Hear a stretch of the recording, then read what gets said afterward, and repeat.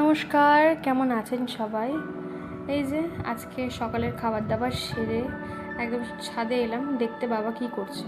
এখানে দেখছি বাবা ওই গাছগুলোকে নিয়ে বেশ এক্সপেরিমেন্ট করেছে, আর গাছগুলোতে কিন্তু বেঁচেও গেছে গাছগুলো, আর নতুন নতুন পাতাও হয়েছে।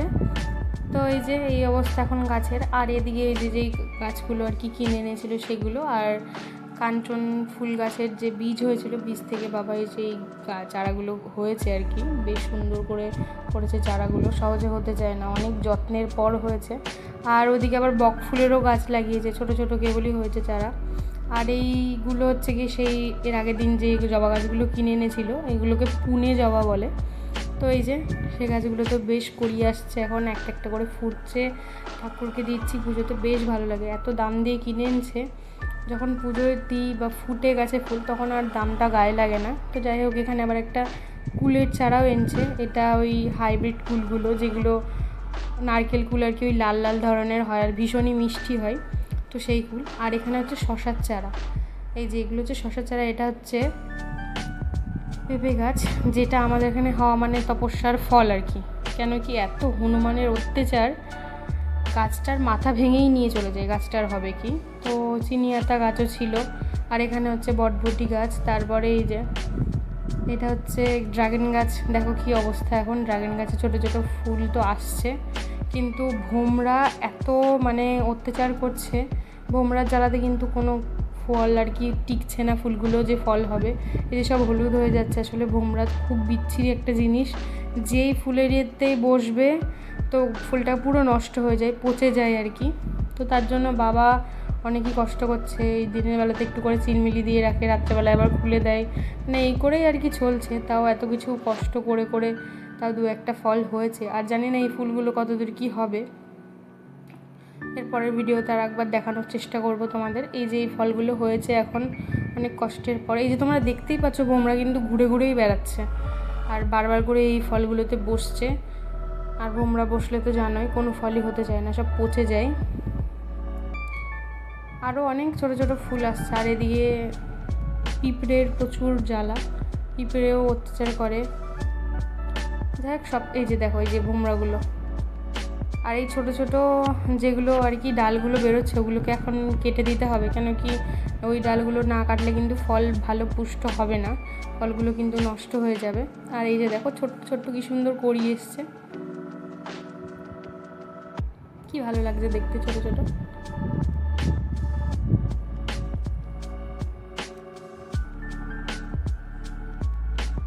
বাবা আবার এখানে দেখো কত চারা করেছে, আর চারাগুলো থেকে বেশ সুন্দর শাখা প্রশাখাও বেরিয়েছে।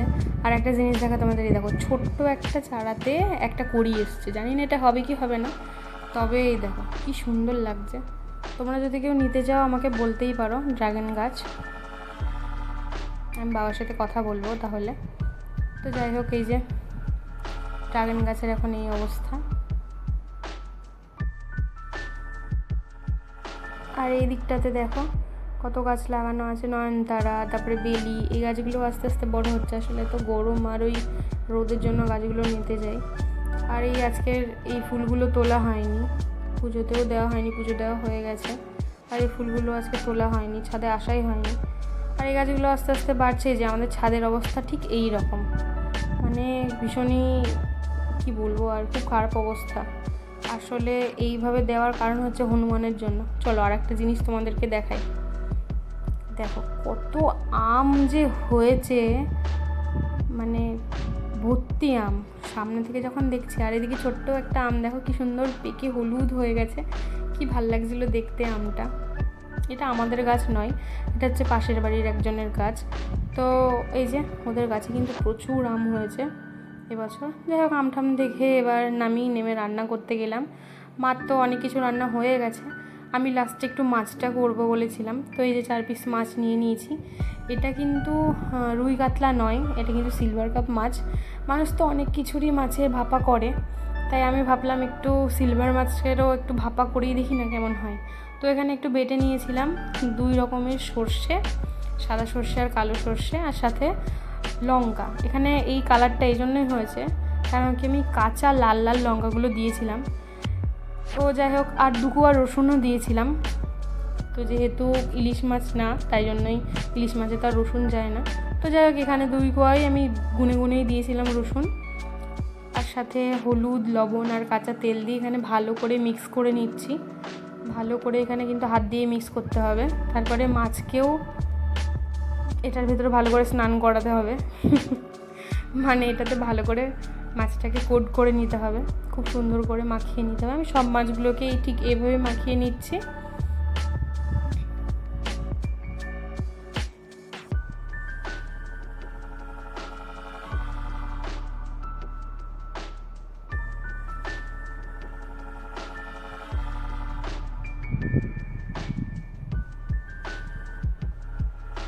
এই যে দেখো, আমার কিন্তু সব মাছগুলো মাখানো কমপ্লিট।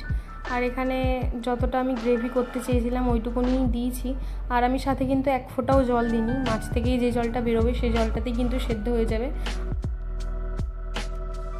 আর আমি এখানে 2টো কাঁচা লঙ্কা আর অল্প একটু তেল দিয়ে এই যে এখন এটাকে ঢেকে দেবো। তারপর এটাকে এখন গ্যাসে এই যে কড়াইয়ে প্রথমে জল দিয়ে দিয়েছিলাম, তারপর একটা স্ট্যান্ড এটার ভেতরে দিয়ে এখন এই টিফিন কৌটোটাকে দিয়ে দেব। তো এটা হতে থাক, এখন ঢেকে দেবো এটাকে। এখন এটা হতে থাক, ঠিক হওয়ার পর আমি তোমাদেরকে দেখাচ্ছি। এই যে দেখো লুকটা কি দারুণ হয়েছিল, আর তেলগুলো পুরো ভাসছে, মাছটা এত সুন্দর সেদ্ধও হয়েছিল। এই যে এখন বাবাকে দিয়ে দিলাম। আর মা অনেক কিছু রান্না করেছিল, যে খেতে বসে গেছি। বেগুন ভাজা, ওখানে ছিল সজনে শাক, সজনে ডাঁটা পোস্ত আর ফুলকপি আলুর তরকারি। এগুলো মাই রান্না করেছিল, আমি শুধু মাছটা করেছিলাম। তো যাই হোক, এই যে এখন দুপুরবেলার খাওয়া দাওয়াটা করে নিচ্ছি। এই যে বিকেলবেলায় দেখছি, এগুলোকে কি তোমরা চেনো? হয়তো চেনো, আবার অনেকে চেনো না। যাই হোক, এগুলো হচ্ছে তেলাকুচো পাতা বা শাক। তো এই যে মা তুলে নিয়ে এসছে, আমাদের অতটা খাই না। তো এই গাছগুলোতে লতিয়ে লতিয়ে বেশ মোটা মোটা গাছগুলো হয়েছিল, এগুলো লতিয়ে লতিয়ে। তো মা বললো একটু তুলে নিয়ে আসি, বেশ 1 গাদা তুলে নিয়ে এসছে, এতগুলো তো করেনি, অল্প করেই কেটেছিল। তারপর সন্ধ্যাবেলাতে একটু বেরিয়েছিলাম ফুচকা খেতে। আর এই যে ফেরার পথে একটু লিট্টি নিয়ে এসেছি। আমার ফোনে একদম চার্জ ছিল না, তাই আমি ফোনটা নিয়ে যেতে পারিনি।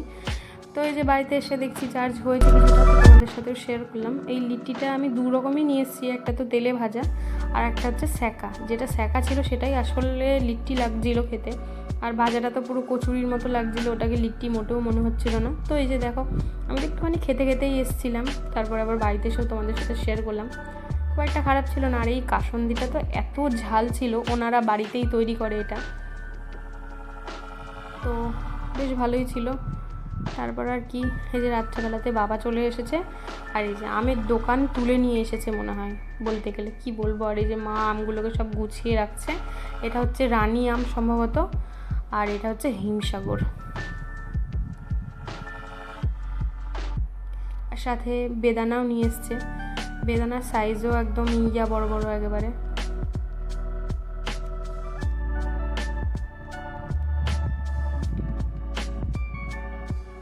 তো এই যে টোটাল আম, এখনও ঘরে কিন্তু আরও আম ছিল, তবুও এই যে আমগুলো নিয়ে এসছে।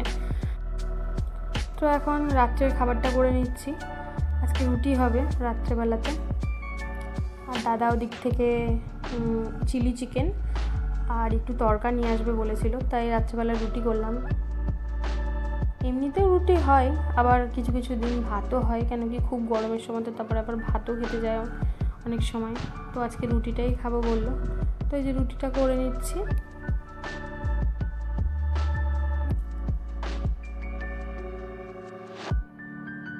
এই যে নিয়ে চলে এসছে। আমি বারণ করেছিলাম যে ডিম দিয়ে আনিস না, কেন কি ওখানে ডিমটা তো সেরকম কোয়ান্টিটিতে দেয় না, আর দামটাও অনেক নেয়। তাই জন্য আমি বলেছিলাম যে বাড়িতেই নিয়ে আয়, আমি বাড়িতেই ডিম দিয়ে আর একবার ফ্রাই করে নিব।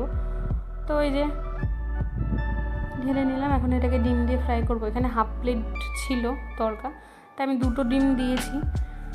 আর এই যে এখন রাত্রে খাবার নিয়ে বসে গেছি। আম তো থাকবেই, এটা প্রত্যেক দিনেরই, এখন আমের সিজন।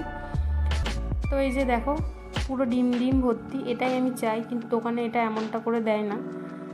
তো এই যে, আর সাথে ছিল চিলি চিকেন আর রুটি। এই যে